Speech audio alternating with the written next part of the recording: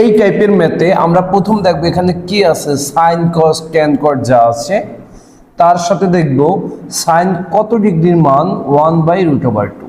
এই sign 90 degree minus হচ্ছে 3 theta, তাহলে সাইন কত ডিগ্রির মান, সাইন 45 ডিগ্রির মান।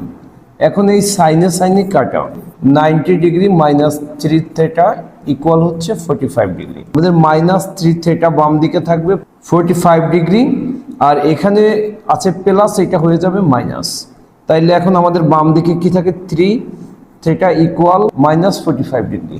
এখন মাইনাসে মাইনাসে কাটা, তাহলে আমাদের এখানে থিটা ইকুয়াল যে কি হয়ে যাবে, ভাগ হয়ে যাবে। তাইলে হচ্ছে আমাদের এই 15 ডিগ্রি, তার থিটার মান কত, 15 ডিগ্রি। তোমরা যদি এই ম্যাথটি বুঝে থাকো তাহলে বোর্ডে দেওয়া এই ম্যাথটি সলভ করে আমাকে কমেন্ট বক্সে জানাও। Audio Jungle।